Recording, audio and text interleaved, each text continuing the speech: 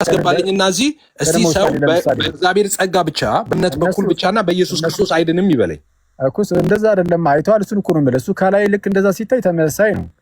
አይተዋል። ከላይ ያለው እኮ እሱ እኮ እንደ በቋሚነት ቁጭ ይልና ወደ ውስጥ ግልጥ አድርገው ከመጋረጃው ጀርባ ስታየው ግን እነሱ ገና ከጅምሩ እምነትን ራሱ የሚፈጥረው ቅድመ ውሳኔ ነው ይሉሃል።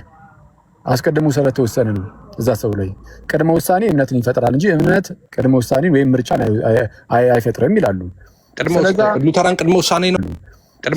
ሉተራን ቅድመ ውሳኔ ነው ይላሉ። ኦኬ ይሄን ተርም ይጠቀማሉ። ይሄን አታውቅም ታዲያ? ይሄን ተርም ይጠቀማሉ። ሉተራን ነው ያልኩ ይጠቀማሉ። አዎ ኤፍሬም፣ ይሄው አሁን ከፈለክ እጅ ላይ ካለ ሶሊድ ዲክላሬሽን 11ኛው አርቲክል ነው። የእግዚአብሔር ዘላለማዊ ምርጫ ስንል ፕሬዴስቲኔሽን ቅድመ ውሳኔ ማለታችን ነው ብሎ እዛ ጋር አስቀምጧል። ፕሬዴስቲኔሽን ይኸውልህ፣ አሁን ፕሬዴስቲኔሽን ምን መሰለህ? ፕሬዴስቲኔሽን አሁን ስክሪፕቸራል ነው፣ መጽሐፍ ቅዱሳዊ ነው። ፕሬዴስቲኔሽን ግን እምነትን ይፈጥራል የሚለው መጽሐፍ ቅዱሳዊ ስተረጉሞ ይኸውልህ ነው እሱ መቀበላቸው አይደለም። አሁን ፕሬዴስቲኔሽን የማይቀበል ክርስትና ሴክት ውስጥ ያለ የለም። ግን ምን ቀበለው ምንድነው? አንተ አሁን ለማድረግ የሞከርክ ያለው እንትኖችን ልዩነቶችን ስህተቶችን ለመሸፈን ነው። ለእውነት ታማኝ አይደለህም አሁን ስታወራ ከታላቅ ይቅርታ ጋር። ምክንያቱም በግልጽ እየተናገርክ አይደለም። በግልጽ አትናገርም። አደፍነህ ይኸውልህ እንደዚህ እንትን ስትል እሺ አትናገርም ኤፍሬም። የምር አሁን ሳይ ኤፍሬም ከታላቅ ይቅርታ ጋር ማለት ነው። መጀመሪያ በዚህ አይነት ክስ አንተ ነው የከሰስከኝ። በነገራችን እኮ በፊትማ ቦልድ ነበርክ። ለመጀመሪያ ቦልድ ነበርክ፣ ስትሬት ፎርዋርድ ነበርክ። የሆነ አንተ የማትቀበለው ትምህርት መጽሐፍ ቅዱሳዊ ነው ብለህ ካሰብክ ከፕሮቴስታንትም ቢሆን ኖተል ነበረ። አሁን ግን ቅድመ ውሳኔ ተብሎ ሲነሳ በቃ ቅድመ ውሳኔማ መጽሐፍ ቅዱስ ላይ ያለ እያልክ ነው ለመሸፋፈን እየሞከርክ። ለመሸፋፈን አልሞከርኩም እኮ። የእነሱን የቅድመ ውሳኔ ትምህርት ትቀበላለህ? የሉትራኖችን ኖ አሁን እነሱ ካልቪኒስቶች በሚያምኑበት መንገድ ነው ወይ የሚያምኑት እያልኩ ይለያያል። የተወሰነ እኮ እሱን እኮ ነው እያልኩ ያለሁት እኮ። የሚለያየው ግን አሁን ከነገርኩህ አንጻር አይደለም። አሁን የነገርኩህ ላይ ተመሳሳይ ነው። እምነትን የሚፈጥረው ወይም የእምነት ኮዙ ምንጩ ቅድመ ውሳኔ ነው ብሎ ነው የሚያምኑት እነሱ። ምንድን ነው ቅድመ ውሳኔ? አሁን ቅድመ ውሳኔ ሰዎች ሁሉ ይቀበሉታል። ቅድመ ውሳኔ ግን ብሬክ ዳውን ሲደረግ ለምሳሌ እኔ አሁን ቅድመ ውሳኔ ይቀበሉታል። ለምን ትላለህ? የተጠየቀው እኮ አሁን ያነሳነው እኮ እኔ እኮ አፋፌን እኮ አልከኝ። ምንም እኮ ላወራም እኮ አልቻልኩም። ሲጀምር ትገባለህ ካልኩ ውጪ ነው አይደለም። ስገባ እኮ ስናገር ነው። አሁን ከተናገርኩ በኋላ እኮ ነው የምትሰማኝ። የተናገርኩትንም አሁን እየሰማኝም አይደለም እኮ። አሁን ጥያቄውን ትተህ ወደ ሌላ ከምትሄድ ኤፍሬም፣ እኔ ሌላ አልሄድኩም። አንተ ባነሳው ላይ መልስ ልሰጥም እኮ ስል ባህር ላይ የገባ ታቋርጠኛለህ። በቀጥታ መመለስ ትችላለህ። እኔ እንዴት ልናገር? በቀጥታ መመለስ ግን ትችላለህ። እኔ መልስ በጣም ነው መጠየቅ አይደል የምወደው። እኔ ቀጥታ መልሳለሁ፣ ምንም ችግር የለውም። ግን ቀጥታ የምትመልስ ከሆነ አንተ ልበላ መጀመሪያ ትምህርት ትቀበላለህ አትቀበልም? አንድ ጊዜ መጀመሪያ ልናገር የተነሳውን ሀሳብ እኮ ነው። እሺ አሁን ወደ ጥያቄና መልሱ እስከምትሄዱ ድረስ አንዴ ሀሳቡን ይጨርስ ኤፍሬም። ከቢግ ሪስፔክት ጋር ነገረን እኮ አሁን የእሱን ሀሳብ ስለነገረን መራዘን ብቻ ነው። እሺ ቀጥል። መሰለህ ጥያቄውንም ለመጠየቅ እድሉን አታገኝም ካልተናገረ፣ ለዛ ነው። እሺ እኔ ታፍኛለሁ። በስመ አብ ጉሮሮዬ ላይ ነው ወይ ቆመው ዛሬ ብዙ ሰዓት እኮ ሰጥቼ ሰበከን ከዛን ሀሳቡን ልነግርህ ስሞክር እንትራልክ። እሺ ቀጥል። ለማንኛውም እሺ ምንድነው አሁን ፕሪዴስቲኔሽን ላይ ያወራኸውን ብቻ ነው። አሁን ፕሪዴስቲኔሽን እነሱ ይቀበላሉ ስትል አሁን በካልቪኖች በሚቀበሉበት ሴንስ አይደለም የሚቀበሉት። ፕሪዴስቲኔሽንን ከሆነ ቃሉን መጽሐፍ ቅዱስ ላይ ያለ ማይቀበል ክርስቲያን የለም። ለምሳሌ እኔ ፕሪዴስቲኔሽንን እቀበላለሁ፣ ፕሪዴስቲኔሽን አምናለሁ። ግን ፕሪዴስቲኔሽን ምንድን ነው? ዓለምን በሙሉ በልጁ መርጠዋል ብዬ ነው ማምነው። እነንትናን ሳይሆን ሁሉን ሰው ከአዳም ጀምሮ መጨረሻ ላይ ምድር እስክትጠቀለል የሚመጣውን ሰውዬ ጭምር በልጁ በኢየሱስ ክርስቶስ መርጠዋል ብዬ አምናለሁ። ፕሪዴስቲን የሚለውን ኮንሴፕት ማለት ነው። አሁን ኤሌክትድ የሆነና ያልሆነ ደግሞ ምናምን በሚል ሴንስ አይደለም እንትን ብለው እነሱም ፕሪዴስቲኔሽንን እንዴት ነው የሚቀበሉት? አሁን ካልቪኖች ከሚያምኑት ጋር አንድ አይደለም ስትለኝ፣ ኤኒዌይስ በቃ እዛ ላይ አሁን እኔ ጥያቄን አንስቻለሁ። ከእነሱ ጋር አንድ አይነት አይደለም ስትለኝ የሉተራን ማለት ነው። አሁን ትምህርቱ እንትን የሚፈልግ ነው፣ እውነት ለመናገር ማለት ነው። በጣም ጥንቃቄ የሚፈልግ ሰብጀክት ነው። አሁን በዚህ ጉዳይ ላይ አሁን እኔ ፍቃድን በተመለከተ ካየህኝ እኔ አሁን የሉተራንን አስተምሮ ሌሎች አስተምሮቶቹን እኔ ዲፌንድ አደርጋለሁ እከራከራለሁ ምናምን። አሁን ይሄኛውን ላይ አቋም ልዩነት አለኝ። አንደኛ ቦልድ የሆነ የአቋም ልዩነት አለኝ። ሁለተኛ ደግሞ ሀሳብን መስጠት ኢንዲቴይል አልፈልግም፣ ምክንያቱም ሴንሲቲቭ ስለሆነ ማለት ነው በጉዳዩ ላይ።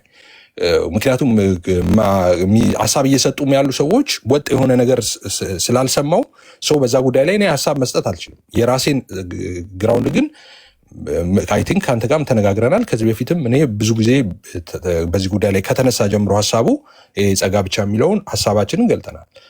ምንድነው ጠቅለል ሳደርገው ምን መሰለ፣ እነሱ ሲሉበት እኔ አዊሽ እንደዚህ ቢኖር ጥሩ ነበረ። አኬ አሁን እንትና በቃ አሸነፈ፣ እንትና ጥሩ ነው፣ እንትና አይደለም ሳይሆን ፕሮፐር የሆነ ውይይት ቢኖር ማለት ሰው ሳይገባ መሀል አሁን በሉተራንም መሀል አሪቨር ብቻ ኢሹ ምንም ይሁን አሁን የተነሳውም ቶፒክ ሊሆን ይችላል 20 ደቂቃም ተሰጥቶ ይሁን 30 ደቂቃ ተሰጥቶ በደንብ ብሬክዳውን ተደርጎ ሀሳቡን ሳያቋርጥ ሰው እንደዚህ ማለት ነው፣ ይሄ ማለት እንደዚህ ነው፣ ይሄ ማለት እንደዚህ ነው፣ እንደዚህ አይነት ውይይት ቢኖር በጣም አሪፍ ነው። አሁን ምክንያቱም በጣም ይሄ ቶፒክ ተብኳክተዋል ሆነስትሊ ስፒኪንግ። ምክንያቱም አንድ ጊዜ እዚህ ጋር የሆነ ነገር ይመጣል፣ አንድ ጊዜ እዛ ጋር ለሆነ ነገር ይመጣል፣ አንድ ጊዜ ጥርት ያለ ነገር የለም እስካሁን ድረስ ማለት ነው። አሁንም ድንግዝግዝ ነው። ስለዚህ እንደሱ አይነት መጥራት እንዲኖር እነ ዮሲ ምናምን መጥተው አንተ መጥተህ ምናምን በቂ ጊዜ ወስዳችሁ ምናምን በትክክል አንድ ሰው በቃ የውስጡን ማለት ነው የሚያምንበትን ሁሉ ይሄንን ነው ማምነው ብሎ ያለምንም ሰዓት መገደብ ሰው ኢንተርፌስ በቃ በትክክል ሀሳቡን ቢገልጥ ጥሩ ነው ብዬ አምናለሁ። ራፓፕ በዛ መንገድ ብናደርገው ማለት ነው እንጂ አለበለዚያ እንትን ነው የሚሆነው። አይ ቲንክ እኔ ብዙ እዚህ ላይ ብዙ ቆይተናል ብዬ ስለማስብ ነው። እኔ ግን በያኛው ተመልሶልኛል። አንድ አይደለም ስትለኝ በቃ ጥያቄን አንስቻለሁ እዛ ጋር ማለት ነው። አሁን ቅድም ኤፍሬም ወንድሜ ልክ ልትመልስ ስትል መሀል ላይ ስገባ የነበረው ለዚህ ነው። እስካሁን ድረስ አውርተህ ምንድን ነው አሁን? እሺ ለጥያቄ ተመለሰ ወይስ ምንድን ነው? አሁን በጣም ብዙ ሰዓት ወስደን ያወራው ምንም ከጥያቄው ጋር የማይገናኙ ነገሮች ነው። ጥያቄህን ልመልስ አይደለም የገባሁት እኔ አልሰማሁም። ጥያቄህንም ጭራሽ እኔ እኮ ቅድም ያቋረጥኩትን ልጨርስ ብዬ ነው የገባሁት። መልሳለሁ ብለህ ነበር እንትን ያልከው። እሺ ይሁን፣ ቆይ አይ ልመልስ መጀመሪያ የጀመርነውን ልጨርስና መልሳለሁ ያልከው አልሰማኝ። እንደውም ጥያቄን አልሰማሁትም ሆነስትሊ ስፒኪንግ እንኳን ልመልስ ማለት ነው። እኔ ቅድም ያቆምኩትን ነው የቀጠልኩት። እኔ አንድ ሀሳብ እሺ፣ በአጭሩ ግን እሺ ሳሚ ይችላልና አንተ ደግሞ ትቀጥላለህ። በአጭሩ እያልኩ ያለሁት ምንድን ነው? ጠይቀኝ አሁን። አይ ተው አሁን ጠይቀኝ እንደ አዲስ ገና ካሁን በኋላ ደግሞ ጠይቀኝ እንዲህ እንደውም አልሰማሁትም። ጌታ ኢየሱስ በሚያውቀው አልሰማሁም። እንደውም እንዴ የሉተራኖችን የቅድመ ውሳኔ ትምህርት ትቀበላለህ ብዬ እኮ ትቀበላለህ ወይ ስልህ እኮ ነው። ምን ብለህ የጀመርከው? እንግዲህ ቅድመ ውሳኔ የሚባለው ፕሪዴስቲኔሽን መጽሐፍ ቅዱስ ስላለ ብለህ ጀምረህ መልስ ብለህ ጀምረህ አሁን ደግሞ ጭራሽ መልስ አይደለም። ተው እንጂ። ኦኬ ቆይ ያኛውን ነበር ልጨርስ ያልኩት። አሁን የጀመርኩትን ልጨርስ ብዬ ነበር የሄድኩት። መልስም እየሰጠው የነበረው አሁን እቀበላለሁ አልቀበልም አይደለም። ግን በነገራችን ላይ መልሼልሃለሁ።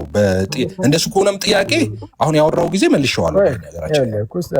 አሁን ይህንም ልበልስ ብለህ ነው ቅድመ ውሳኔ ፕሬደስቲኔሽን ብለህ መጽሐፍ ቅዱስ ላይ አለ። ግን እነሱ ሲቀበሉ እንደ ካልቪኒስት ይሁን አይሁን ምናምን የሚሉ ነገሮችን አንስተህ ከዛ በኋላ ግን ያው ያንተን ዋና ሀሳቦች ደግሞ ብዙም ሳታስቀምጥ ጥያቄውን በደንብ ሳትመልስ ዳርዳሩን ብለው ከዛም በቃ ጨረስክ። በጣም ብዙ ሰዓት ጠብቀን ከዛ በኋላ እንዴት ታዲያ ምንድን ነው መልሱ ስልህ ኧረ እኔ እንደውም የጠየከኝን መለስቼዋለሁ አልሰማሁም፣ ጥያቄውን ምን እየመለስኩ አልነበረም ደግሞ አልከኝ። መለሰህ ደግሞ አሁን ለዛ አንተ ጠይቀኸኝ ይህንን አልመለስኩም እንዴ? አንተ ቤት እኮ ሲሳይ ቤት ጠይቀኸኝ መልሼልህ እኮ በቃ ተጨባብጠን እኮ ነው የተለያየ ነው በዛ ጉዳይ ላይ ምን ብለህ ሰው እንዴት ያምናል የሚለውን አብራርቼልህ ጸጋ ላይ በተነሳው ነገር ጥያቄ እሱ አይደለም ጥያቄ ያንተን ምልከታማ ይኸውልህ። እኔ እኮ አሁን እኮ ያንተንም እኮ ትቀበላለህ ይህን ነገር ወይስ አትቀበልም ብዬ የምጠይቅህም ያንተን እምነት እኮ አጥቼው አይደለም፣ ግን ልዩነቱ ምን ላይ እንደሆነ ላሳየህ ስለፈለግኩ ነው እንጂ አንተማ አሁን በቃ አለቀ እዚህ ጉዳይ ላይ ተመሳሳይ ነገር ነው የምናምነው ብለኸኛል። ልዩነቱንም አየሁ። እኔ እኮ ከዶክተር ናውድ ጋር ያረኩትን ውይይት ነበር። ከዛ ከዶክተር ናውድ ጋር ሳውራ ነው ወይ አወራችሁ እንዴ? አዎ አውርተን ነበረ። ትለያያላችሁ እዚህ ጉዳይ ላይ? ምን ትለያያለህ? ሰማይና ምድር ነን እንጂ። ኦኬ ኮርስ እንለያያለን። እሱስ ከዛ አንጻር ማለት ነው እንጂ አንተን እምነትማ አውቃለሁ። በቃ እዚህ ጉዳይ ላይ እንዲህ ነው የሚያምነው ኤፍሬም። ኦኬ ዘን መጽሐፍ ቅዱሳዊም ነው ታሪካዊም ነው እጅ ተጨባብጠን በቃ አለቀ፣ መለያየት ነው። ግዴታ መከራከራችን ግዴታ አይደለም፣ የክርክር ሱስም ስለሌለብን ማለት ነው። ስለዚህ ከአንተ ጋር ከተስማማን ቴንኪዩ። የነዛኛዎቹን በቃ ወይ ሌላ ጊዜም ደግሞ እንመጣበታለን። አሁን ከሰው ጋርም ስለሆንኩኝ እንትን ልበልና ይፋ በቃ ከአንተ ጋርም እናወራለን። እስቲ በልን በብሩስኪ ቆይ ሳሚ ሌላ ያለውን ሀሳብ እስቲ አንዴ ሳሚሻ ቀጥል እስቲ ብሩስኪ እንዴ ሳንሰማሁ ሳሚ ይቀጥላል። የፋ ጥያቄ የለም ኦርቶዶክስ ላይ መጠይቀው ወይ ፕሮፌቴ አንድ ጊዜ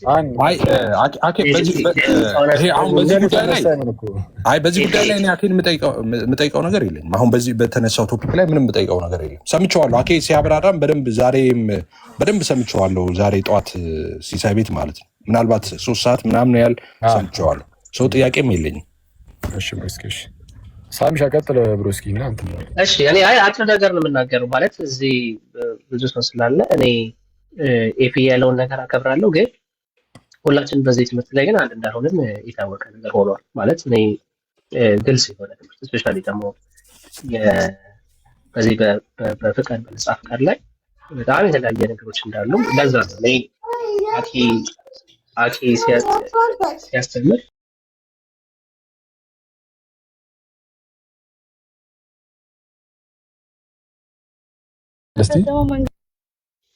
እሺ እኔ ሙሉ ወንጌል ነኝ። ሙሉ ወንጌል ደግሞ ግልጽ የሆነ ትምህርት አላት በዚህ ጉዳይ ላይ፣ በምርጫ ጉዳይ ላይ ግን በጣም ቅር ያለኝ ግን አንዳንድ ቅድም ሲነሱ የነበሩ አንዳንድ ግለሰቦች ግን ይሄንን ትምህርት ዲናይት ሲያደርጉ ሶሪቲ ያታስፈልጋል። ዲናይት ሲያደርጉ ይሄን ትምህርት ነጻ ፍቃድ የሚባል ነገር የለም ማለት የሚል ብዙ አይነት ነገሮችን ብቻ እንደዛ ነገር መጥቷል። ግን እኔም የሙሉ ወንጌል ቀደም ያሳየው አክሻ ታች ወርዶ ያስቀምጣል፣ ምርጫ ላይ ያስቀምጣል፣ መጠራት ላይ ያስቀምጥና ይሄ ጥሪ ለሰዎች ሁሉ እንደሆነና ሰው ደግሞ ያንን ነገር በእምነት በፍቃዱ ተቀብሎ መዳን እንደሚያገኝ ጸጋው በእምነት አድኗቸዋል የሚለውን ሀሳብ በግልጽ ያስቀምጥ። ለምሳሌ እዚህ ጋር አነጋላ ምላችሁ የሙሉ ወንጌል መተዳደሪያ ደንብ ነው። እኔ ሙሉ ወንጌል ስለሆንኩኝ እንደ ሙሉ ወንጌል ነው ትዬ የምናገረውና እግዚአብሔር ሰዎችን ወደ ራሱ ለድነት የሚጋብዝበት መንገድ ነው። ጥሪው በውስጡ አጠቃላይ አጠራርም ህይወትን የሚመልከት ኃይልን የያዘ ነው ካለ በኋላ አጠቃላይ ጥሪ ሰዎችን ሁሉ ወደ እግዚአብሔር እንዲመጡ የሚጋብዝና ወደ ክርስቶስ ይስባቸው ነው ይልና ዮሐንስ ወንጌል ምዕራፍ 12 ያስቀምጣል። ከዛ በኋላ ብዙዎች ይህንን አጠቃላይ ጥሪ ሰምቶ አይቀበሉም። ስለዚህ እምቢ በማለታቸው ኃላፊነቱን እነርሱ ራሳቸው ይወስዳሉ። ዕብራውያን 12:25 ያስቀምጣል። በቃ ይህንን ነበረ የሙሉ ወንጌል እንትን ላይ ያለ ያልኩት።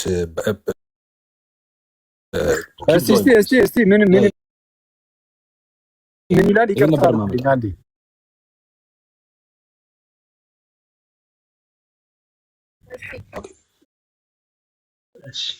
ከላይ ምርጫ የሚለውን ነገር ያስቀምጣል፣ እንዴት እንደተመረጠ ያስቀምጣል። ከዛ ደግሞ መጠራትን ደግሞ ያስቀምጣል። እዚህ መጠራት ላይ አንድ ሀሳብ ያሁን ማለት ነው። እስቲ ምርጫ የሚለውን እስቲ እናንብበው። እሺ ከሰር ካንታምጡ ይታያል ወይስ ላምጡ? እስቲ መመረጥ ካሉት ነገሮች ይላል። አንድ ካሉት ነገሮች ውስጥ ተለይቶ መወሰድ ወይም መውጣት ማለት ነው። ይህ ትምህርት በመጽሐፍ ቅዱስ ውስጥ ከተጠቀሱት ትምህርቶች መካከል ቶሎ ለመረዳትና ዋና ሀሳቡን ለመገንዘብ የሚያስቸግር ነው፣ የምርጫ ትምህርት ማለት ነው። ያም ሆኖ ግን በመጽሐፍ ቅዱስ እርዳታ መሰረት ሀሳቡን መገንዘብ ይቻላል።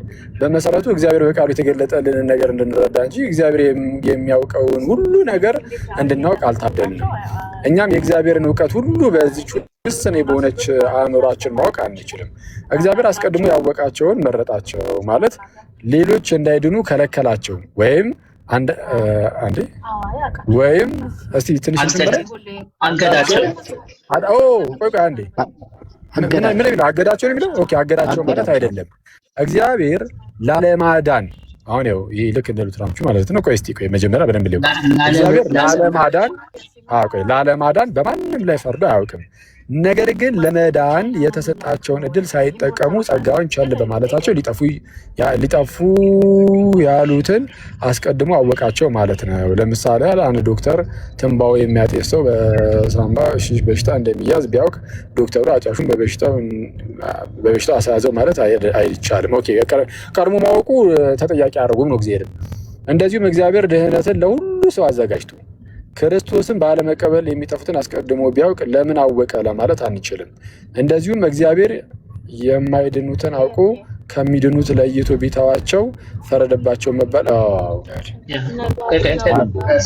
ሰባት ሰከንድ ነው። ኧረ ክፈል ሳሚ። አይ ዝም ብዬ ራንደም ስለከፈትኩት ነው። እሺ ስክሪፕት ነው። እሺ ለማንኛውም ከፒዲኤፍ ላይ ይሄው ከታች እኮ ይላል ታዲያ ሰው የራሱ ነፃ ምርጫ ያለው ፍጥረት መሆኑ እውነት ነው። ስለሆነም ለመዳን ክርስቶስን በፈቃዱ አምኖ መቀበል ይችላል። እሰይ አንድ ጊዜ እናጨበጭባለን። ይሄ ምንድነው? የሙሉ ወንጌል ነው። የሙሉ ወንጌል መተዳደሪያ ደንብ ነው። ያ የሙሉ ወንጌል ስለሆነ አሁን እዚህ ትምህርት ላይ ለሙሉ ወንጌል እናጨበጭባለን ኮሜንት ላይ። አሁን ይሄ በቃ ወረቀቱ የለኝም እንጂ አሁን ሙሉ ወንጌል እንትን ላይ አለ ብዬ ነበር። ቅድም ብለህ ነበር። እውነት አሁን እዚህ ጋር አየህ ሪፎርምዱንም ሉተራኑንም የሚቃወም ትምህርት ነው። ደስ ይላል። ይህ በጣም ከኛ ጋር ሁላችንም እናጨበጭባለን። አንድ ጊዜ ለሙሉ ደስ ይላል። በቂ ነው። እስቲ ቆይ አንዴ በሌላ አነጋገር ደግሞ እግዚአብሔር የመረጡትን ሰዎች ለይቶ የማዳን መብት ወይም ስልጣን አለው። ማንም ሰው የሚድነው መዳን የሚገባው በመሆኑ አይደለም። እውነት ነው በእርግጥም።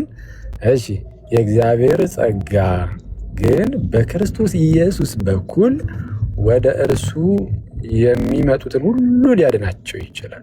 እሰይ በጣም ደስ ይላል። ይሄ በጣም ጥሩ ነው። እዚህ ላይ ሙሉ ወንጌል ጥሩ ነው። ይሄ ያገላለጽ በጣም ጥሩ ነው።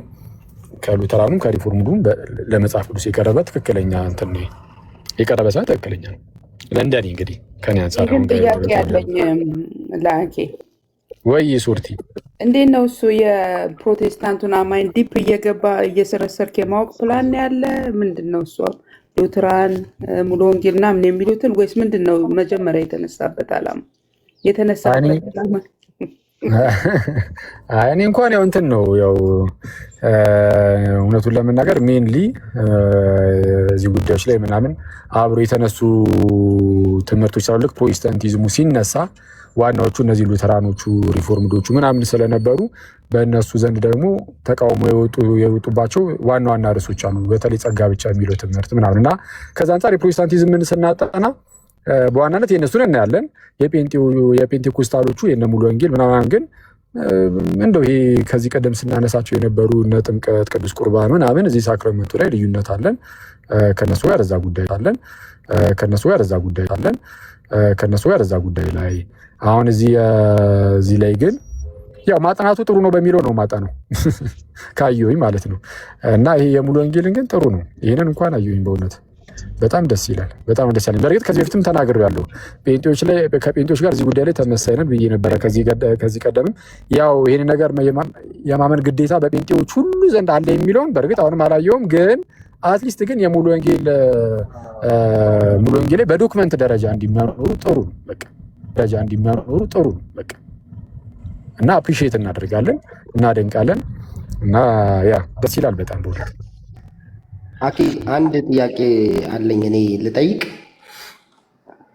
እሺ አሁን እዚህ ጋር የሙሉ ወንጌል እንደተመለከት ነው ፍቃድን ይቀበላል። ሰው አስቀድሞ ስለተመረጠ ነው ሚድነው የሚል ሀሳብ የለውም። ግን በተቃራኒው ደግሞ ካልቪኒስት ወይ ደግሞ ሉትራን ደግሞ ፍቃድ ቀድሞ ሰዎች የተመረጡ ነው ቢሉ እምነት ብቻ ጸጋ ብቻ የሚለውን ነገር የተለያየ እምነት ነው ያላቸው አቋም ያላቸው ለማለት ያስደፍራል ብለህ ነው የምታስበው?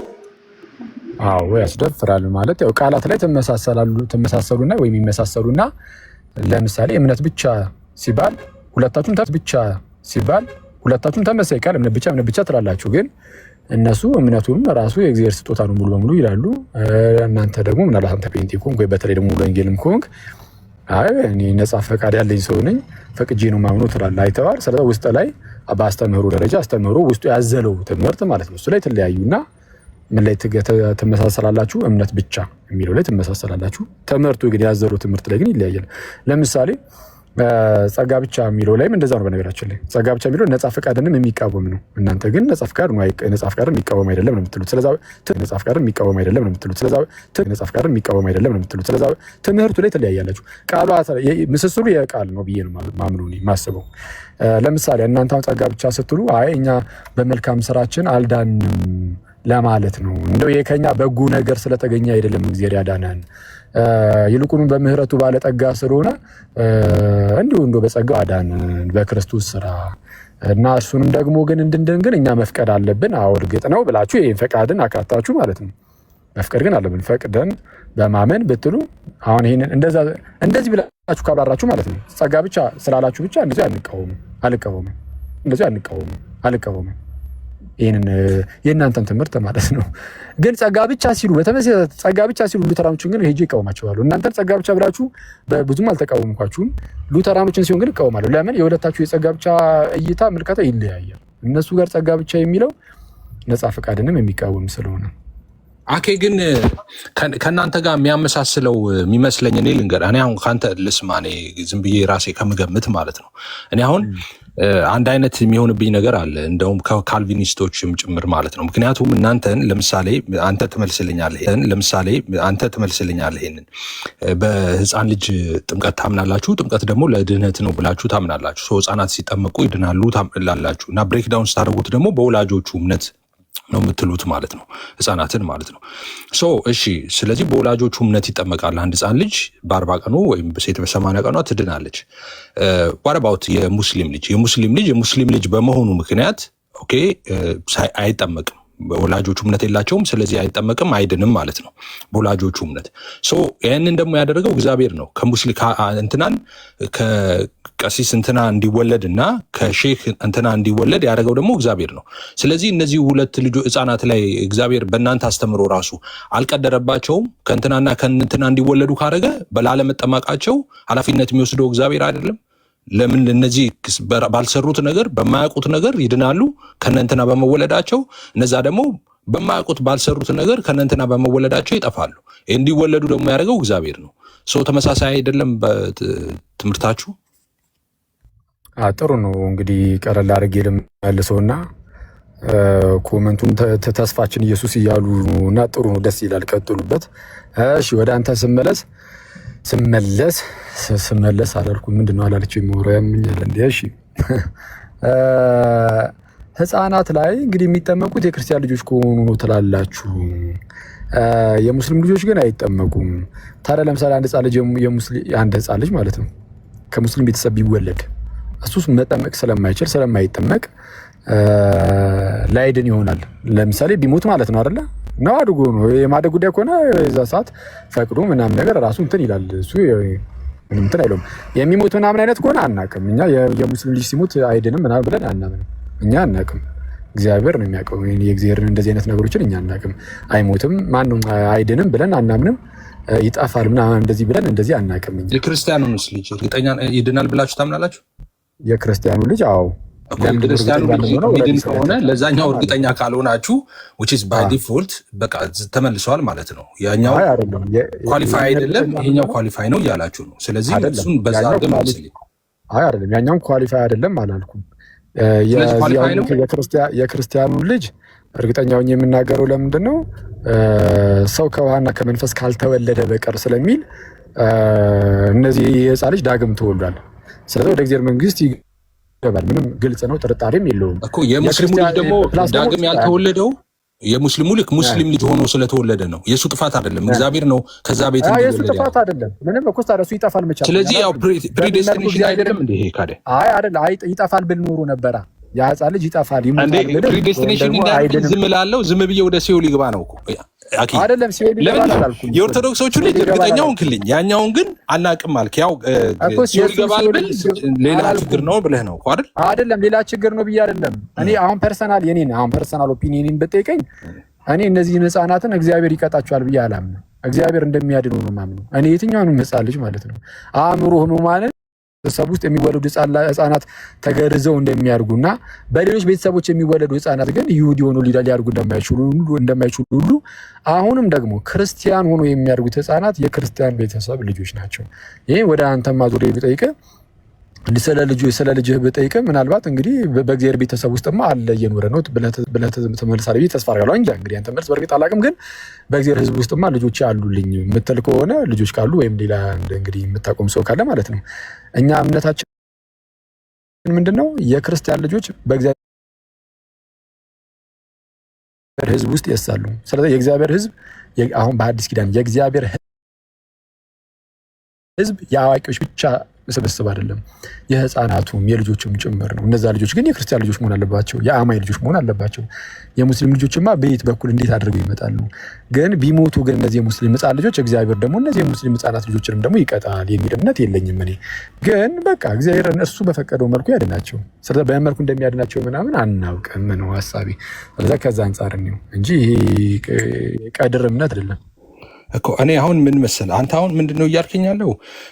ፍርዱን አልሰጥም እያልከኝ ያለሁት ግን ፍርድ ሰጥተሃል። አሁን ለኦርቶዶክስ ልጆች ሲሆን ፍርድ ሰጥተህ እነሱ ይድናሉ ብለህ ማለት ነው። ለነዛ ፍርድ አልሰጠህም። ፍርድ ያልሰጠበት ምክንያት ግልጽ እኮ ነው። ኦኬ ጠቅሰሃል። እሱም ፍርድ ለነዚህ የሰጠህበት ምክንያት ኦልሬዲ በጥምቀት ላይ አንተ እንደዚህ ነው የሚተረጎመው ያልከውን ስክሪፕቸራል ድጋፍ አመጣህና የእነዚህ ልጆች የኦርቶዶክሶቹ ልጆች ይድናሉ አልክ። እነዚህን ስልህ እሱ ፍርዱ ለእግዚአብሔር ነው የምተወው አልክ። አሁን የእኔ ጥያቄም የነበረው ምን መሰለህ፣ አሁን ፍርዱ ለእግዚአብሔር ነው እነዚህን ድነዋል ብለህ እነዛን ፍርዱን ለእግዚአብሔር ነው የደኩት ማለት እርግጠኛ አልሆንክም በነዛ ጉዳይ ላይ ማለት ነው። እንደዛ ከሆንክ ደግሞ እኔ እያልኩ ያለሁት አሁን ከክርስቲያን ልጅ ሆኖ ለመወለድ አንድ ሰው የመረጠው የለም። ምንም የሱ ፍቃድ አልተጠየቀም። የሙስሊምም ልጅ ሆኖ ለመወለድ የሱ ፍቃድ አልተጠየቀም። ይህንን የሚያደርገው እግዚአብሔር ነው። ሰው አስቀድሞ እግዚአብሔር ከሙስሊምና ከኦርቶዶክስ ልጅ እንዲወለዱ ካደረገ በኋላ ይሄ ልጅ ከኦርቶዶክስ በመወለዱ ብቻ በወላጆቹ እምነት ተጠምቆ መንግስተ ሰማይ ሲገባ ያኛው ደግሞ እዛ ተወልዶ እነዛ ቤት ተወልዶ እንግዲህ ባለመረጠው ነገር ማለት ነው ሰው ባለመጠመቁ ምክንያት ደህንነት ማያገኝ ከሆነ ስለዚህ ፕሪዴስቲን አድርጓል እግዚአብሔር እያልከኝ ነው። አሁን እና ይህን ጥያቄ ማነሳው የህፃናት ጥምቀት ለድህነት ነው ብላችሁ ስለምታስተምሩ ነው። እኔ ጋር ሲመጣማ ቀላል ነው። አኬ እኔ ህፃናት ጥምቀትን ለድህነት ነው ብዬ አላምንም። ስለዚህ እኔ ጋር መልሱ ቀላል ነው የሚሆነው። እናንተ ግን ይድናል ትላል፣ በ40 ቀኑ ይድናል ስለምትሉ ነው። ያኛው ግን በ40 ቀኑ አይድንም። ለምን አልዳንም? በቃ በሱ ጥፋት አይደለም በወላጆቹ። ምክንያቱም ከዛ ደግሞ እንዲወለዱ ያደረገው እግዚአብሔር ነው። ስለዚህ አስቀድሞ እግዚአብሔር ከሙስሊምና ከእንትን እንዲወለዱ እያደረገ ከዛ አንደኛውን ያድናል አንደኛውን አያድንም ማለት ነው። እንደዚህ ነው ጥያቄ የነበረው። ዋኬ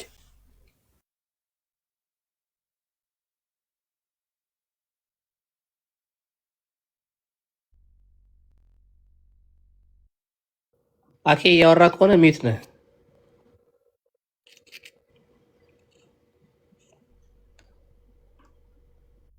እሺ ይሰማል ኤፍሬም? አሁን ይሰማል። አሁን መጣ። እስካሁን ካወራ አልሰማንም። ሰምቻለሁ። አይ እያወራሁ አልነበረም፣ እየወረድኩኝ ነበረ ከመኪና ውስጥና ምንድን ነው ይሄ 40 ቀን ምናምን ጉዳይ ያልከው? አይ በ40 ቀን አለመዳን ምንም ችግር የለውም። አድጎ ይድናል። ግዴታ በህፃኑነቱ አድጎ ምንድነው ድኑ ማደግ አለበት የሚባል ነገር አለ እንዴ? ድህነትን እኮ ከነርሱ አልወሰደባቸውም። አይ ከሞተ ስለሚለው ግን ቢሞት ይጠፋል አላለም፣ ሲኦል ይገባል አላለም። ስለዚህ እኛ ላይ ጥያቄ ሆኖ የሚነሳ አይደለም። ሲቀጥል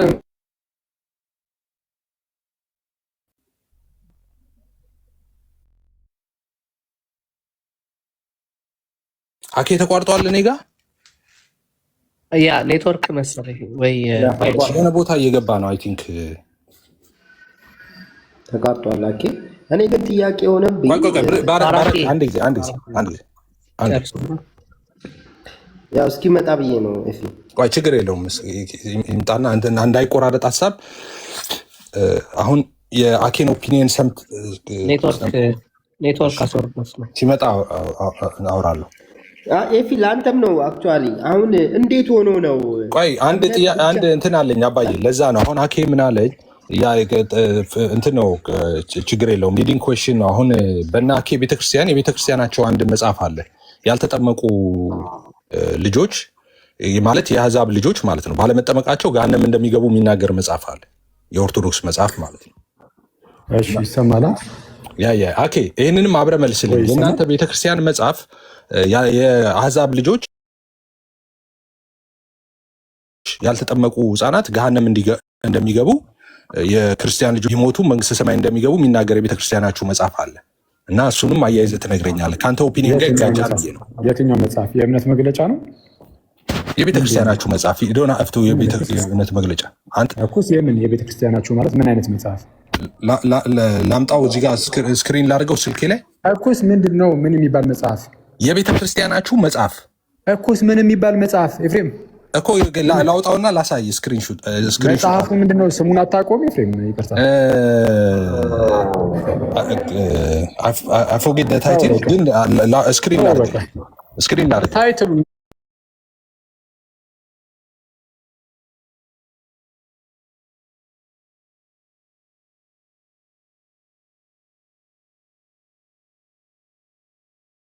የማመጣው የእምነት መግለጫዎችን ነው። ምንም ይግልጻ እንዴ? ከእምነት መግለጫዎች አምጥቻለሁ እንዴ? እናንተ የቤተክርስቲያናችሁ መጽሐፍ የሃይማኖታዊ መግለጫዎች አምጥቻለሁ። ከእምነት መግለጫዎች አምጥቼላችኋለሁ ወይ የእናንተን? ኦኬ ኦርቶዶክስ የእምነት መግለጫ አላት የኢትዮጵያ ኦርቶዶክስ ተዋሕዶ ቤተክርስቲያን? እኛ የእምነት መግለጫችን ዋናው የጸሎት ሃይማኖት ነው። ክሪዱ ማለት ነው። ክሪድ እኮ ነው ጸሎት ሃይማኖት ማለት። ስለዚህ እሱ ነው ጸሎት ሃይማኖት ማለት። ጸሎት ሃይማኖት የቤተክርስቲያናችሁ እንደዛ የሚል አለ ወይስ አንተ ነህ አሁን እዚህ ጋር እያልክ ያለው? የሃይማኖት መግለጫ ነው ጸሎት ሃይማኖት የሃይማኖት መግለጫ ነው የሚል አለ ታውቃለህ? ስለዚህ እሱ ብቻ ነው የሃይማኖት። ስለዚህ ያቺ ስቴትመንት ብቻ ነች የእናንተ ዶግማ? ያው በዛው እሱን ይዞ ደግሞ ይብራራል። እንግዲህ ግዴታ እንደዚህ በሆነ አሁን የቤተክርስቲያናችሁ መጽሐፍ ላይ ታዲያ የቤተክርስቲያናችሁ መጽሐፎች ቫላይድ አይደሉም ማለት ነው? የቤተ ክርስቲያን መጽሐፍ ትላለህ። ከዛ በኋላ ምን የሚባል ስለ አታቆም ምን የሚባል መጽሐፍ እንደሆነ እሱን ቶ አንድ ኤፍሬም ችግር የለውም። ስክሪንሹት አመጣ ማለት ነው ያለኝ ስክሪንሹት አደርገዋለሁ እዚህ ላይ ዲስፕሌይ አደርገዋለሁ። መጽሐፉን ለምን አታየውም? አሁን እየጠበቅን እኮ ነው። ምንድን ነው ስሙ መጽሐፉ? በቃ አንተ እስክታይ ድረስ የጠየቀኝን ልመልስ። የህፃናት ጉዳይ ላይ በመጀመሪያ ደረጃ አሁን በፕሮቴስታንቱ ውስጥ ያሉ ልጆቻችሁ ነው። አሁን ቆይ መጀመሪያ እንደውም ይሄንን መጀመሪያ እየታለቀው ለምሳሌ ልጆች አሉ አንተ ኤፍሬም? የሉኝም አክዬ። እሺ ለምሳሌ በፕሮቴስታንት ውስጥ ያሉ ህፃናት ልጆች በእግዚአብሔር ህዝብ ውስጥ ያሉ ናቸው? እየጠየቀኝ ነው? በሙስሊም ቤተሰብ ውስጥ ያሉ ልጆች በእግዚአብሔር ህዝብ ውስጥ ናቸው? በእግዚአብሔር ህዝብ ስትል ምን እያልክ ነው? እነሱ የእግዚአብሔር ህዝብ አካላት እኔ ህፃናት በሙሉ ምድር ላይ ያሉ ህፃናት በሙሉ የእግዚአብሔር ናቸው ብዬ ነው ማምነው። ሙሉ በእግዚአብሔር ህዝብ ውስጥ ያሉ ከሆኑ እስቲ አሳይ። ከእግዚአብሔር ህዝብ አላልኩም። ስቴትመንቱን አንተ የእግዚአብሔር ናቸው ብዬ ነው ማምነው አላልኩም። ስለዚህ የተጠየቅከውን መልሳ እኔ የጠየኩ በእግዚአብሔር ህዝብ ውስጥ ናቸው ወይ ብዬ ስጠይቅ የፕሮቴስታንት ልጆችን አልከኝ። የፕሮቴስታንት ልጆች ለምን እኛ ደግሞ በፕሮቴስታንቱ እኛ ስርዓት ስላለን ማለት ነው እንደዛ መልስ። በእንትንስ የሙስሊም ልጆችስ የእግዚአብሔር ህዝብ ውስጥ ናቸው? እኔ የሙስሊም ልጆች የእግዚአብሔር ህዝብ ናቸው የእግዚአብሔር ምርጦች ናቸው ምናምን አልልም። ሲጀመር ምነው ግን ምንድነው የእነሱ ለምን አልል እግዚአብሔርን የታውቁታል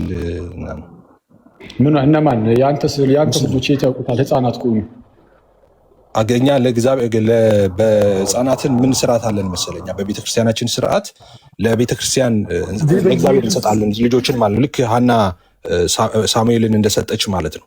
ወስደን የእግዚአብሔር ቤት ወስደን ለእግዚአብሔር አሳልፈን እንሰጣቸዋለን ህፃናትን በልጅነታቸው ማለት ነው። በእግዚአብሔር ቤት ውስጥ እንዲያድጉ ማለት ነው።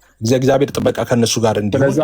ስለዛ እሱን እኮ ነው የምልህ። ስለዛ እግዚአብሔር አዳላ ማለት ነው። አየህ በእናንተ ቤተሰብ ውስጥ ልጁ ስለወለደ እናንተ ስርዓቱን ሰርታችሁለት ምን ብላችሁለት በእግዚአብሔር ቤተሰብ ውስጥ እንዲቀላቀል አደረገ።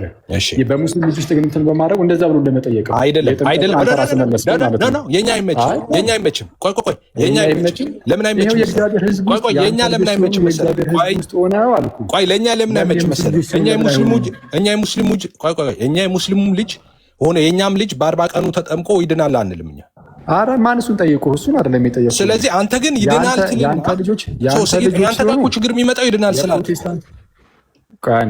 የፕሮቴስታንት ህፃናት ልጆች ሲሆኑ የእግዚአብሔር ህዝብ ውስጥ ናቸው። የሙስሊሞች ሲባል የት ያቅና ነው እግዚአብሔር ደግሞ እነሱ አልክ። ስለዛ ትክክል መልሰህ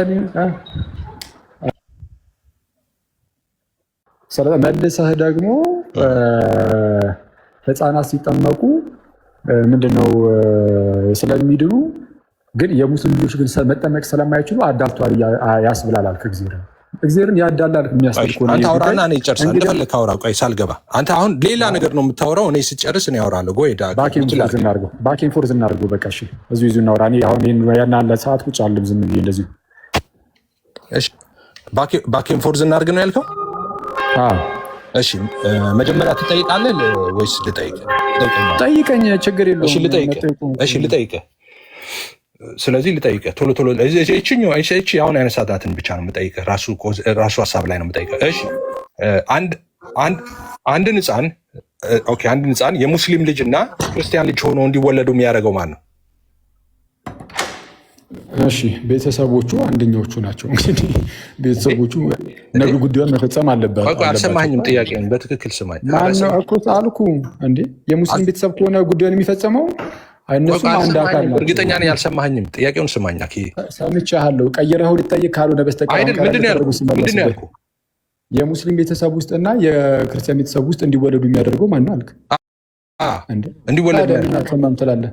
ታዲያ እሱን እኮ ነው አንደኛ ወላጆቹ ናቸው። ኧረ አንዴ ስማኝ። ኧረ እባክህ ልጆች የእግዚአብሔር ስጦታዎች ናቸው። እግዚአብሔር ነው እሱን የሚያደርገው። ጭራሽ ልጅም ስራ ውስጥ ገብታችኋል እንዴ? ቆይ አንዴ የእግዚአብሔር ስጦታ ነው ማለት በል። አሁን እኮ ይህን ቃሉን አልተሳሳትክም። አዎ የእግዚአብሔር ስጦታ ነው፣ ግን የእግዚአብሔር ስጦታ ነው ማለት የአንተ ኮኦፕሬሽን የለም ማለት አይደለም። ለምሳሌ ለአንተ አንተ ከወላጆች መርጠህ ነው የተወለድከው? ወላጆችን መርጠህ ነው የተወለድከው? ባኪን ፎርዝ ነው ማለት እኮ መጫጫ አለብን ማለት አይደለም። አይደለም ባኪን ፎርዝ ተረጋጋ ስለ ባኪን ፎርዝ ነው ብዬ ነው። እሺ በአጭሩ ስነግርህ ምንድን ነው እያልኩ ያለሁት ወይት መለስ ስናደርገው ልጆች የእግዚአብሔር ስጦታዎች ናቸው። አሁን ግን ደግሞ የአንተ ጉዳይ የለም ማለት አለ። ለምሳሌ አንተ ልጅ የለኝም ብላል ይላል፣ ግን እግዚአብሔር አልሰጠህም ብሎ ሳይሆን አንተ ራስህ ወይ ከቆንጂት ጋር ጉዳዩ ጋር ስላልደረስክ ይሆናል፣ ወይ ባለቤት ላይኖር ይችላል፣ ሚስት ምናምን ላይኖር ይችላል። አላም በሆነ በቀኝ ሰምኬዝ እንትን አላልክም፣ እንደዚህ ጉዳዮች ውስጥ አልገባም፣ አይተዋል። ስለዚህ አንተም ታስፈልጋለህ እዚህ ጉዳይ ላይ። ለዛ ነው እግዚአብሔር ከሰጠው የመጀመሪያው ብለሲንግ ወይም የመጀመሪያው በረከት ውስጥ ብዙ ተባዙ የሚል ነው። ብራዘሬ አሁን አይተዋል። አሁን ምን አይነት መምህር እንዳረከኝ፣ የብዙ ተባዙ መምህር አረከኝ። ይሄ አስፈላጊ አይደለም። በደካማ ጎኔ መተህማ አታድበሰብስብኝ። እኔ ያልኩህ እንዲወለዱ የሚያደርግ ያልኩህ እኔ ልጆች እንዴት ይፈጠራሉ ሳይሆን አንድ ልጅ ከሙስሊም ቤተሰብና ከክርስቲያን ቤተሰብ እንዲወለዱ የሚያደርገው ማን ነው ነው? ኦኬ፣ አንድ ያልተወለደ ልጅ አለ። አሁን ለምሳሌ ያልተወለዱ ልጆች አሉ፣ ነገ የሚወለዱ ነው። ማርገዝ ለካ 9 ወር ምናምን ያስፈልጋል። የዛሬ 2 ዓመት የሚወለዱ ሰዎች አሉ። ማን ነው? አሁን ከክርስቲያንና እነዚያ የዛሬ 2 ዓመት የሚወለዱ ልጆች አሉ እንበል፣ ስም እንስጣቸው ኤክስ እና ዋይ ብለን። እነሱ ከክርስቲያን ቤተሰብና ከሙስሊም ልጆች እንዲወለዱ የሚያደርግ ማን ነው? እሺ እኮ እሱን እኮ ነው የምልህ። ለምሳሌ አንተ ስትወለድ ከምን ቤተሰብ ነበር የተወለድከው? ከኦርቶዶክስ ወይስ ከፕሮቴስታንት? እኔ ስወለድ እናቴ ፕሮቴስታንት ነበረች፣ አባቴ ኦርቶዶክስ ነበር። እሺ አንተ ደግሞ አይመችም። እሺ ይመቻል ነገሩ። ተው አባቴ ኦርቶዶክስ ነው፣ እናቴ ፕሮቴስታንት ናት። አሁን እግዚአብሔር አስቀድሞ ወስኖብህ ነው ከፕሮቴስታንትና ከኦርቶዶክስ ድብልቅ ይወለድ ብሎ?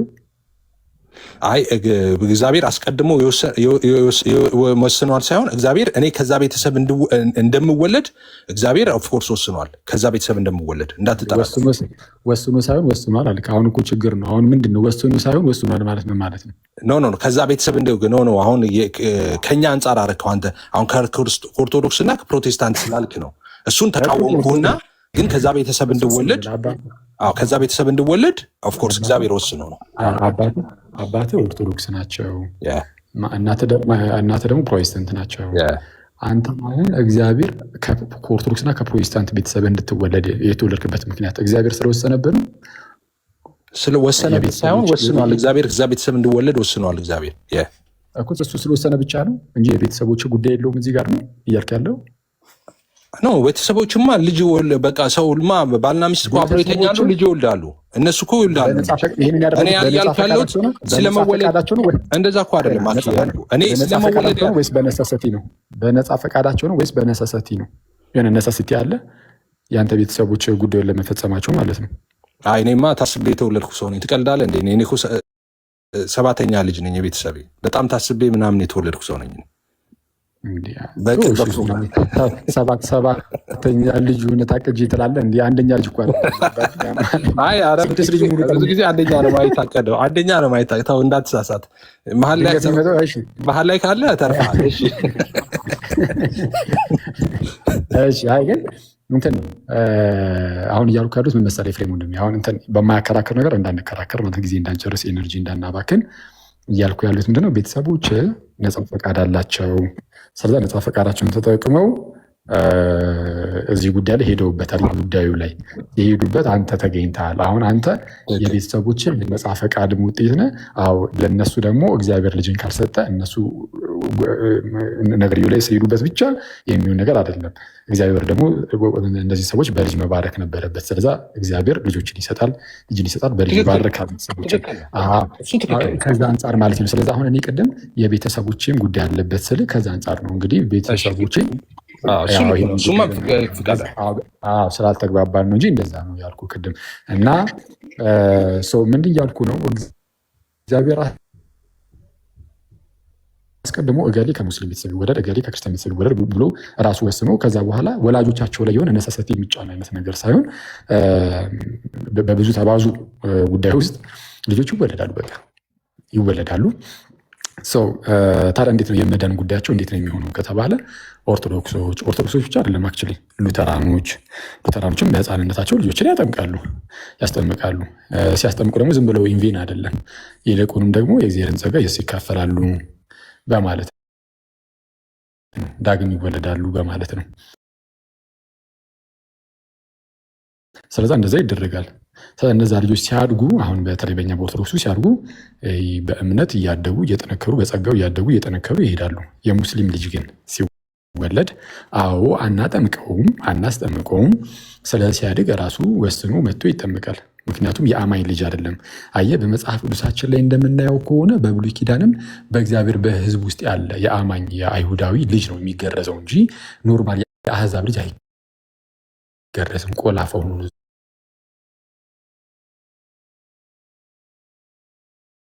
የሚቀመጠው።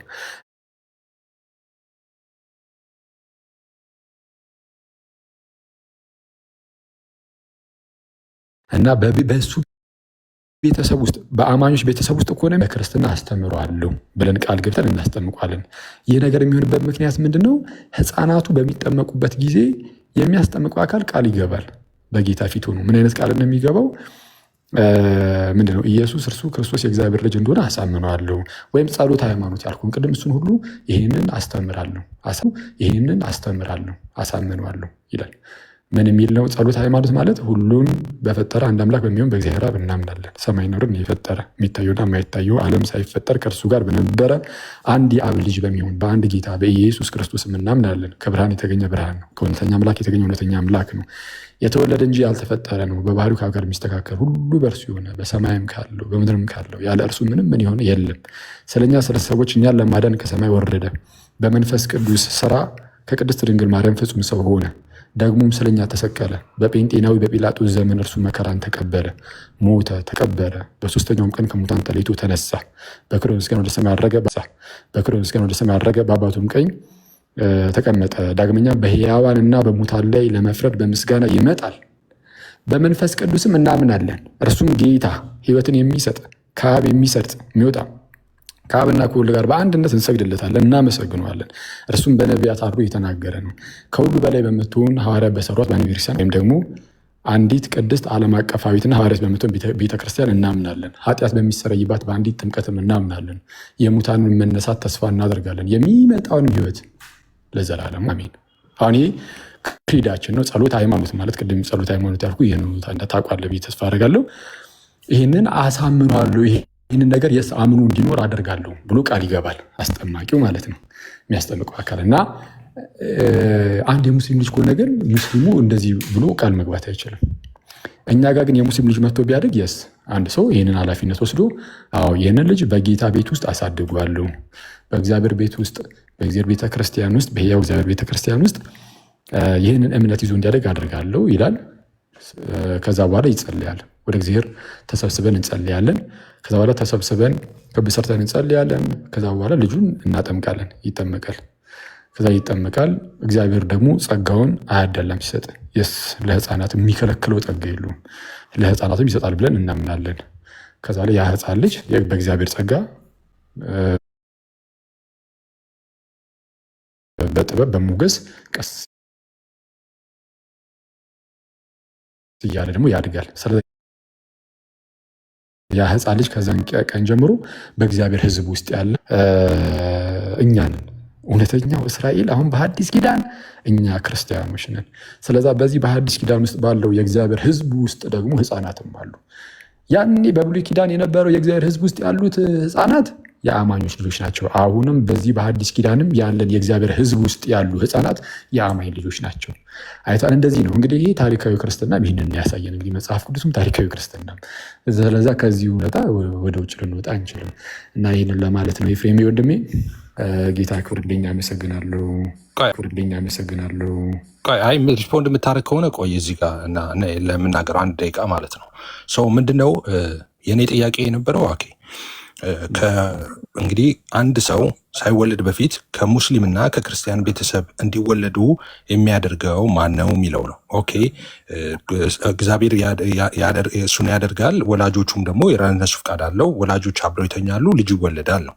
ኦኬ ልጅ የሚወለደው ባልና ሚስት ተኝተው እንደሆነ የታወቀ ነው። ግን ያ ልጅ እዛ ቤት እንዲወለድ የሚያደርገው እግዚአብሔር ነው። ወይም በሌላ አማርኛ የልጁ ፍቃድ። አይሰማም? የኔ ነው መሰለኝ። እሺ ቀጥል። አይ ቤት ውስጥ ስለሆንኩኝ ምናልባት የኔ ነው የሚሆነው። ቀጥል። እሺ ቶሎ እንጨርስ። እሺ ስለዚህ ባልና ሚስት ተኝተው እንደሚወለድ ህፃን ልጅ ይታወቃል። ግን እዛ እንዲወለዱ የልጁ ፍቃድ የለበትም። ኦኬ እግዚአብሔር ከነዛ ቤተሰቦች እንዲወለዱ አድርጎታል። ከክርስቲያኑ እንዲወለድ አድርገዋል፣ ከሙስሊሙ እንዲወለድ አድርገዋል። ልጆች የእግዚአብሔር ስጦታዎች ናቸው ይላል መጽሐፍ ቅዱስ። ያው የሙስሊም ልጅና የኦርቶዶክስ ልጅ አይደለም። የሰው ልጆች ጠቅላላ የእግዚአብሔር ስጦታዎች ናቸው። ኦኬ አሁን ከሙስሊሙ ቤት እንዲወለድ ተደርጎ አንዱ ደግሞ ከክርስቲያን ቤት እንዲወለድ ተደርጎ ክርስቲያኑ ቤት የተወለደው ሰው አሁን ባልከው መሰረት አንተ ሰፋ አድርገህ ባብራራው መሰረት ኦኬ በእናንተ ትራዲሽን በ40 ቀኑ ይጠመቃል፣ የእግዚአብሔር ልጅ ይሆናል ምናምን፣ በዛው ያድጋል። ኦኬ ሙስሊማዊ ጋር የተወለደው ልጅስ በእርሱ ፍቃድ ባልተወለደበት ሁኔታ እግዚአብሔር ወዶና ፈቅዶ ከዛ ቤተሰብ እንዲወለድ በሆነበት ሁኔታ ግን አይጠመቅም። ስለዚህ እዛ ያለው በወላጆቹ እምነት ዳነ። እዚህ ያለው ደግሞ ወላጆቹ ክርስቲያኖች ስለሆኑ ስላላስጠመቁት አልዳንም። ይሄ ራሱ ፕሪዴስቲኔሽን አይደለም ወይ?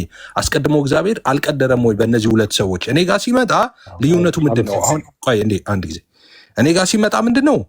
እኔ ህፃናትን አላጠምቅም። እኔ ለድነት ነው ብዬ አላጠምቅም። እኔ ስለዚህ ከዚህ ልጠይቅ አልችልም። ባታጠምቅም የራስህ ስርዓት አለ የለህም? ህፃናትን ለጌታ የማቅረብ ስርዓት ምናምን የላችሁም? ቆይ ለጌታ የማቅረብ ስርዓትማ ቅድም ነገርኩህ እኮ ለጌታ የማቅረብ ስርዓት አለኝ አልኩህ። ቆይ እሱን ነገር ያ ስርዓት ካለ የሙስሊም ልጅ ግን ይህንን ጥቅም አያገኝም። ታዲያ እንዴት እግዚአብሔር ቀድሮባቸው አላስብልም? ምክንያቱም አንተ ፕሮቴስታንት ስለሆንክ ህፃናትን ጥሩ ጥያቄ ጠይቀኝ ልመልስ። ጥሩ ጥያቄ የጌታ ይሆናሉለት አምናለህ? ህፃናት ጥሩ ጥያቄ ጠይቀኝ። በጣም ጥሩ። አሁን እኛ ጋር ሲመጣ እኔ አሁን እውነት ለመናገር እኔ ጴንጤ የሆንኩበት ዋናው ምክንያት ጴንጤ ለሁሉ ነገር መልስ ስላለው ነው። መጽሐፍ ቅዱስ ላይ ዲፔንድ የሚሆን ስለሆነ ማለት ነው። ምክንያቱም ለምሳሌ አንተ ልፃኑን ትሰጠዋለህ አልከኝ። ለቤተክርስቲያን ሄጄ ለእግዚአብሔር አሳልፌ ይሰጠዋል። ሊያኛው ደግሞ ከሙስሊም በመወለዱ ለእግዚአብሔር የሚሰጠው የለም፣ አሳልፈው የሚሰጠው የለም። ነገረ ድነትን ኤፍሬም ባለ ጊዜ እንዴት ነው የምትረዳው? ጴንጤም አይደለው ሰውየው መስማትና ማስተውል በሚችል ጊዜ ጌታን ይቀበላል ብዬ ነው ማምነው እኔ። ልክ እንደ መጽሐፍ ቅዱስ የሙስሊሙ ልጅ ነው ማንኛውም የጴንጤውም ልጅ የሙስሊሙም ልጅ ምድር ላይ ያሉ ህፃናት በሙሉ እሱንማ ይኸውልህ በእምነት ማደግ አለበትማ። እኛም እኮ በእምነት ማደግ አለብን ህፃኖች። ስለዚህ አሁን የእናንተ ህፃን ልጆች ገና ያልዳኑ ሙታን ናቸው አይደል? የፕሮቴስታንት ህፃናት እሱን አንተ አልክ። እሱን አንተ ናቸው አይደሉም? እሱን አንተ አልክ። ያልዳኑ ሙታን ናቸው። አንተም በእሺ ንገረኝ። እኔ እንዴት ከሆነ ጥያቄ አይደለም ጥያቄ አድርገው። ህጻናቱ ድነዋል። እሺ ህጻናቱ ድነዋል። የእናንተ ህጻናት ይድናሉ? እሺ በቃ አሁን ጥያቄ ጠይቀኛል ልመልስ። እሺ አሁን አዜ ፔንቴኮስታል እኛ ህጻናትን የምንረዳው እንዴት እንደሆነ ልንገራችሁ። ስሙኝ ሁላችሁም ማለት ነው።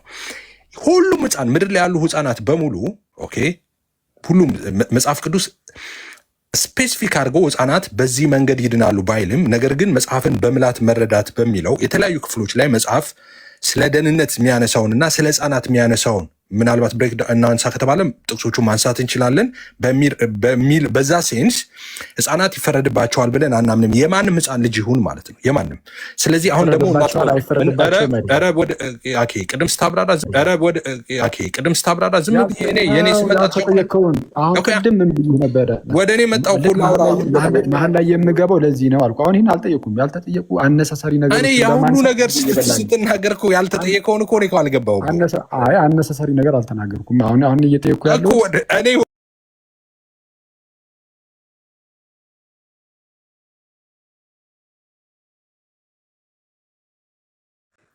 ለምን ትወርዳለህ? እኩል እንትን አትበሉ፣ ሁሉም እንረበሻለን። ስለዚህ ሶሪቲ እኔ አሁን አኬ ሲያወራ ረጅም ሰዓት ዝም ብዬ ነው ሚዩት አድርጌ የሰማሁት። ጨርስ ነው የገባሁት።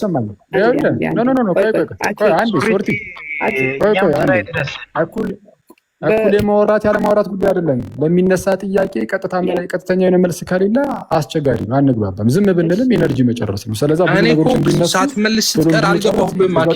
ስትጨርስ ነው ስትጨርስ አኬ አልመለስከውም የኔ ጥያቄ አልኩኝ ጨረስኩ ስትል እኮ እንጂ አልገባሁም። አንዴ አኬ እንዲናር አሁን ቀጥታ ጥያቄው ላይ ሄድበት በፈለገው መንገድ ይመልሰው አይሻልም? አንተም ደግሞ እንደዛው ማለት በምትረዳው እንደዛ ደስ አይለኝም። ማለት ይኸውልሽ ለምን መሰለሽ ከታላቅ ይቅርታ ጋር እሱ ደስ ባለው መልኩ ይመልስ ማለት ለምሳሌ እኔ እንዴት ነው ኤፍሬም ሁለት ሲደመር ሁለት ስንት ነው ስለው ያው እንግዲህ እኔ ፕሮቴስታንት ነኝ እዚህ ቲክቶክ ላይ ነው ሶርቲ ቤት ነው ያለሁት እያለ በጣም ብዙ ሰዓት የሚወስድብኝ ከሆነ እኔ ጠየቁት ሁለት ሲደመር ሁለት ስንት ነው ነው። ስለዛ ጥያቄ የማይመለስልኝ ከሆነ ምን ልሰራ አወራለሁ? ወሬዎች እኮ ኮንቨርሴሽኖች፣ ንግግሮች ምንድነው ግብ የሚኖራቸው ምን ሲሆን ነው?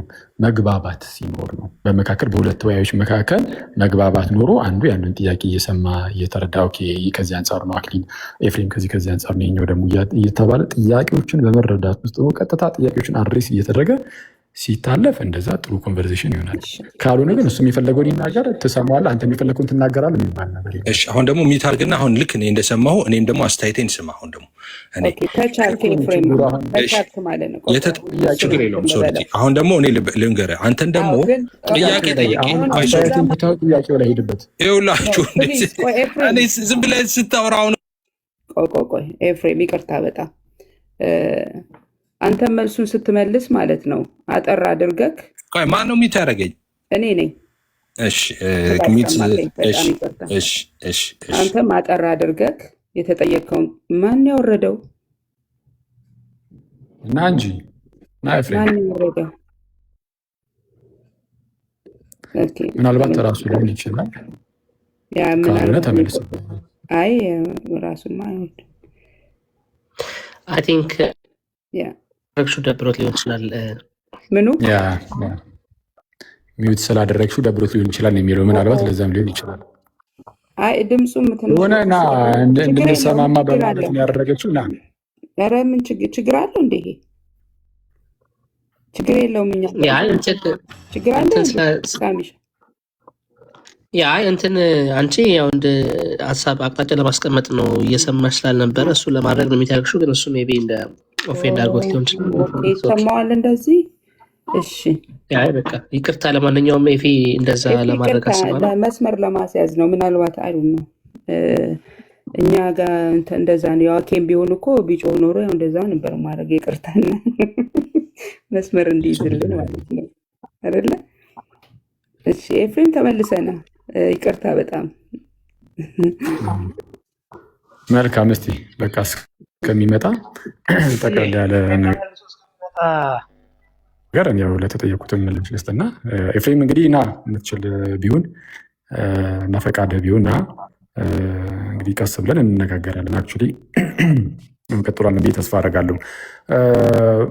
በአጭሩ እንግዲህ ከኤፍሬም ጋር ከቅድም ጀምሮ ስንነጋገር ከነበረ አንጻር በቃ ብዙ ነገሮች ያመሳስሉናል። የህፃናቱ ጉዳይ ተነስቷል። የህፃናቱ ጉዳይ አንድ ልጅ ከክርስቲያን ቤተሰብ መወለዱ እና ከሙስሊም ቤተሰብ መወለዱ እሱን ስናየው ከክርስቲያን ቤተሰብ የሚወለደው ልጅ ተጠምቆ ድኖ ያድጋል። የሙስሊም ቤተሰብ ልጅ ግን ተጠምቆ አይድንም፣ ሳይድን ነው የሚያድገው። ስለዚህ እግዚአብሔር የቅድመ ውሳኔ ማለት የቅድመ ውሳኔ ትምህርት አይመስልም ወይ የሚል ነገር ተነሷል። ይህ ምንም የቅድመ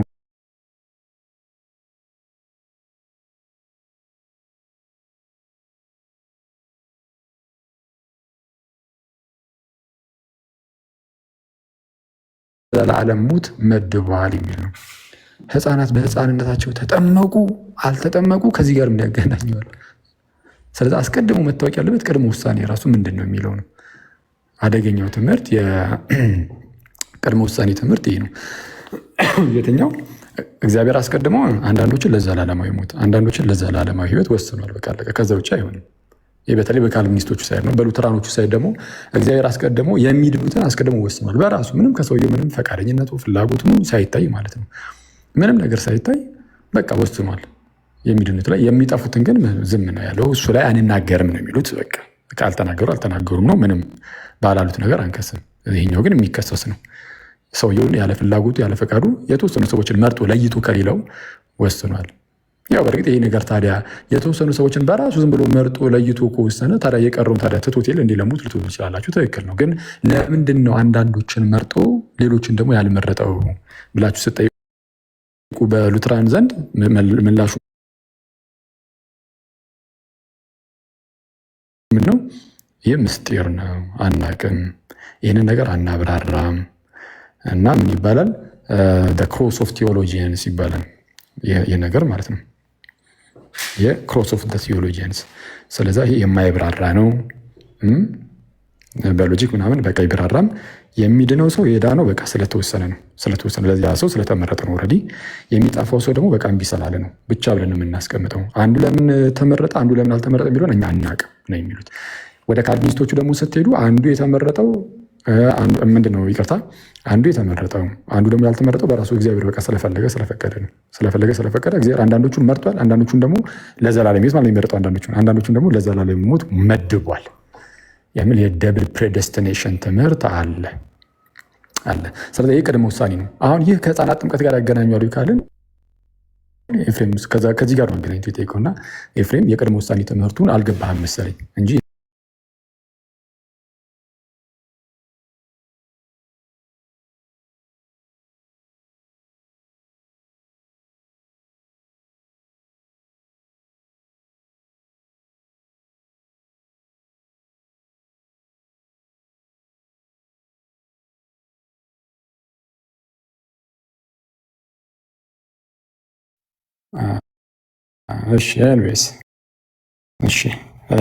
ሀሳቡ በአጭሩ ሲቀመጥ ምንድን ነው? የክርስቲያን ልጆች ቢሆኑ ተጠምቀው ያድጋሉ። ትክክል ነው።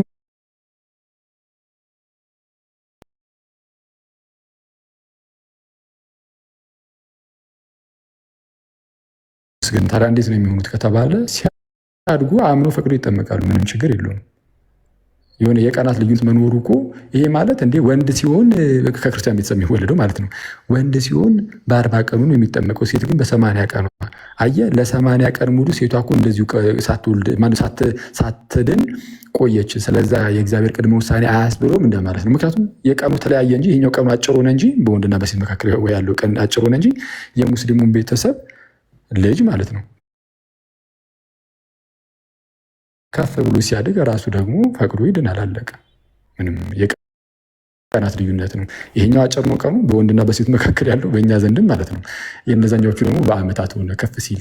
ቢሞት ስለተባለው ግን እኛ የሙስሊም ሕፃን ልጅ ቢሞት ሲኦል ይገባል ብለን አናስተምርም። ፐርሰናል ኦፒኒየን ሳስቀምጥ እንዳልኳችሁ አይ እግዚአብሔር እንደዚህ ዝም ብሎ በቀላሉ ህፃናትን የሙስሊም ህፃናት ልጆችን ይቀጣል የሚል እምነት በፍጹም ጭራሽ የለኝም። ግን እግዚአብሔር ያውቃል ብለን እናስቀምጣለን ነው። ሰው ከዚህ አንጻር ካየ ነው በቂ ነው። ጌታ በነገር ሁሉ ይችላላችሁ። ከፕሮቴስታንት እኮ ሀሳብ መስላችሁ ቲንክ ረጅም ሰዓት ስለቆየ ቲንክ ብዙ ይቆያ መስለኝ። ግን አንድ ነገር ጥምቀት ተጠምቁት ወደ ክርስቲያን ፋሚሊ እንዲቀላቀል ልጁ ነው ወይስ ለማዳን ወይም ለድነት ነው የሚሆነው? ለድነት ነው። ወደ እግዚአብሔር ቤተሰብ ይጨመራል። ወደ እግዚአብሔር ቤተሰብ መጨመር ራሱ መዳን ነው። የእግዚአብሔር ቤተሰብ ራሱን የቻለ አንድ መንፈሳዊ የሆነ ቤተሰብ ነው። ስለዛ ሰው ልጁ ከዓለማዊነት ወይም ከዓለም ወደ እግዚአብሔር ቤተሰብ የሚጨመርበት ነው። ስለዚህ የእግዚአብሔር ቤተሰብ አካል መሆን በራሱ እኛ ድነት ነው ብለን እናምናለን። ምክንያቱም የክርስቶስ አካል ውስጥ ነው እየተጨመረ ያለው። በክርስቶስ አካል ውስጥ ደግሞ ድህነት አለ። በክርስቶስ አካል ውስጥ ሁሌም ቢሆን ድህነት አለ። ስለዛ የክርስቶስ አካል ሜምበር ስለሚሆን ይድናል። ከምን ከውድቀቱ ከዚህ ከነበረው በዚህ ከአዳማዊነቱ ማለት ነው።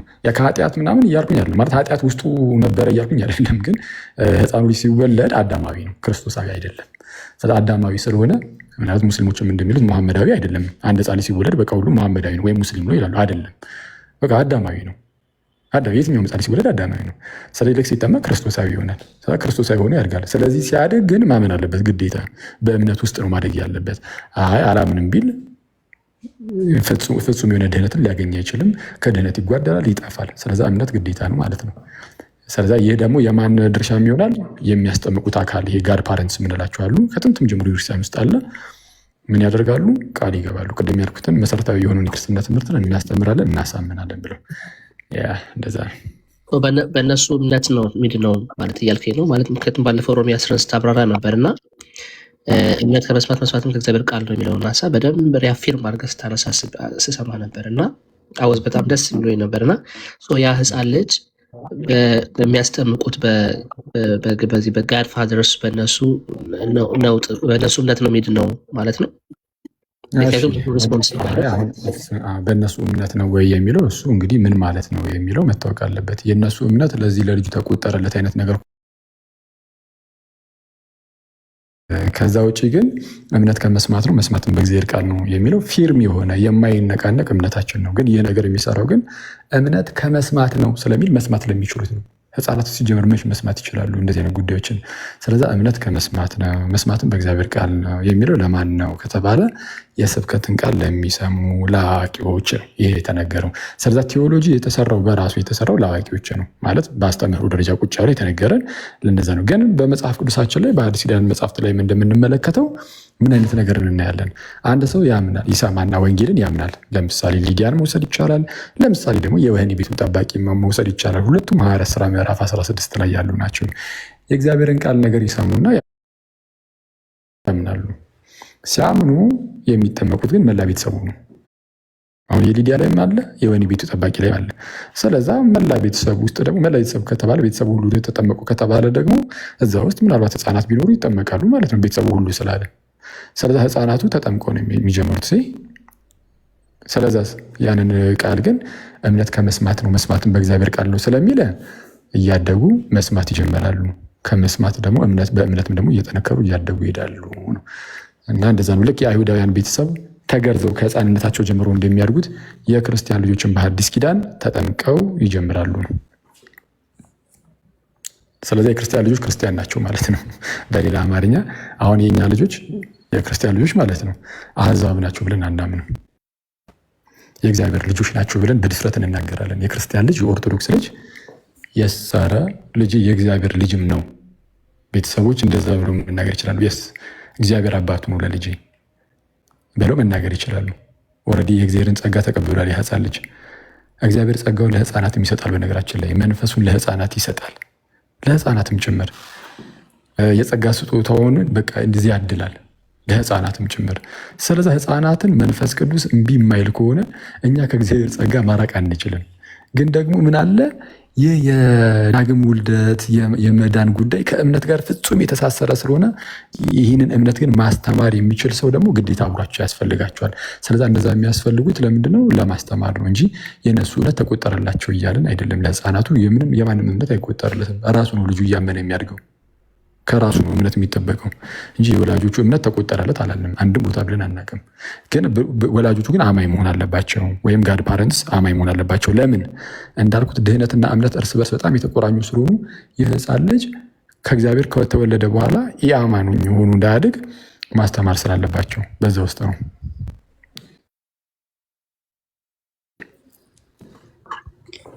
እሺ አኪ እንዳልይዝ ነው እንጂ ብዙ ጥያቄዎች አነሳ ነበር። ምናልባት ሌላ ጊዜ እንደ ቻሌንጅ ምናልባት መተን ፓስተርም አለ ዶክተርም ወረቀ እንትን አንዳንድ ቁጥር ሲያሳዩ ነበር። ምናልባት ሌሎች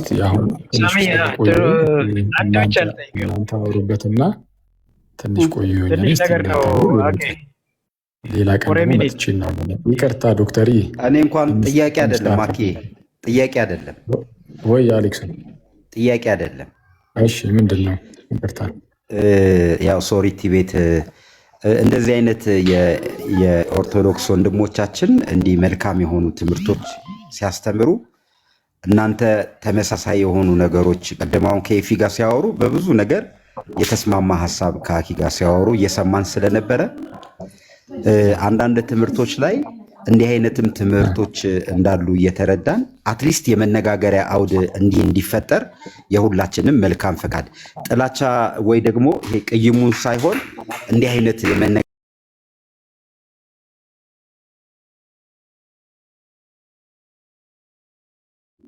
አዎ ከኤፍሬም ጋር ብዙ የሚያመሳሰለን ነገር ቅድም አንስተን ነበረ።